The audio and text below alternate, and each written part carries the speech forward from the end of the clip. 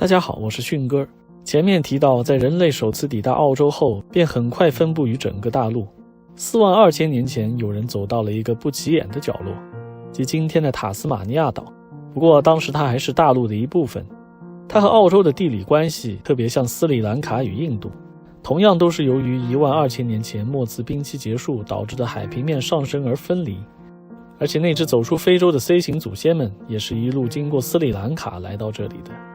塔斯马尼亚岛上的土著人上万年来没有与外界接触过，甚至拥有着人类历史上最长的与世隔绝记录。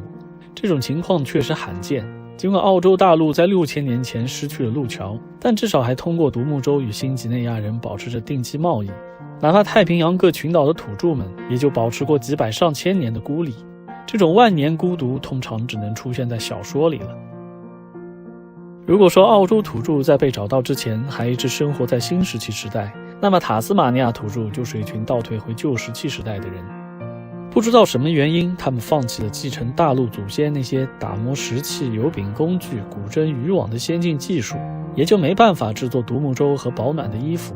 尽管生活在海边，却又不会捕鱼，所以人口也只能一直维持在5000人左右，分成9个部落，使用的语言也与大陆土著不同。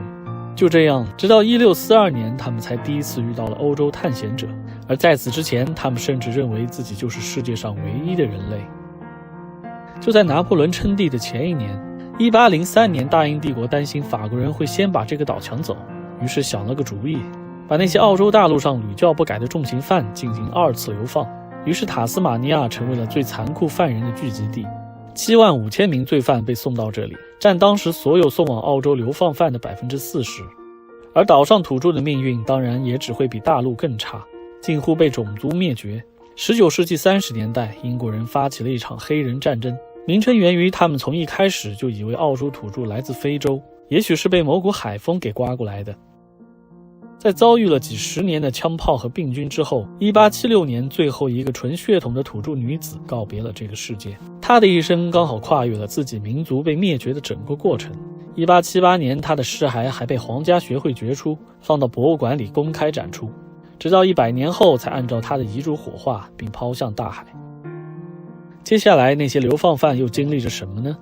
让我们去看一看英国历史上最严厉的亚瑟港监狱。里面最臭名昭著的地方被叫做隔离监狱。当局认为，既然送到这里的已经是屡教不改的犯人，那么体罚可能已经没有什么作用了，于是转为精神上的虐待，把犯人23小时关在一个伸手不见五指也没有任何声音的地方，每天就有1小时户外活动。这种条件下，人类极难维持理智，过不了多久就会患上精神病，然后监狱里便又盖上一座精神病院继续摧残。这种刑法无疑比死刑更加残酷。亚瑟港甚至不需要围墙，周围海域遍布着鲨鱼，唯独有一条士兵和恶犬把守的通道，正常的越狱手段基本无效。于是竟然有犯人搞来一张袋鼠皮，想伪装成袋鼠的样子跳过去。岂不知这名士兵已经几天没尝肉味，看到袋鼠过来，自然抬手就是一枪。既然生不如死，又逃不出去，索性自杀或者故意杀害其他犯人，但求一死。接下来，犯人的尸体就会被船统一送到死亡岛上埋葬。据说这里也成为了澳大利亚闹鬼最凶的地方之一。不过，英国的监狱管理却非常完善，记录了所有囚犯每天详尽的信息，这也帮助了很多从英国来此寻根问祖的人。他们从小就听说自己的曾祖父一去不回，所以想来这里找到些线索，完成家人父辈们的心愿。1853年，流放制度宣告结束，所有人都变为自由定居者，而这座监狱却遭遇了大火，剩下的残垣断壁也被开发成了今天的旅游景点，并被收入世界遗产名录。酷刑、医院、监狱、精神病、自杀，这些词无疑产生了大量的恐怖题材。在过去的20年里，共有2000多件灵异事件被记录在册。每个月底还会举办超自然事件之旅，提供专业的幽灵追踪设备，就如同现实版的捉鬼敢死队一般。值得一提的还有1996年亚瑟港惨案，一名青年手持冲锋枪向游客扫射，打死打伤70多人，让这里再次沦为炼狱。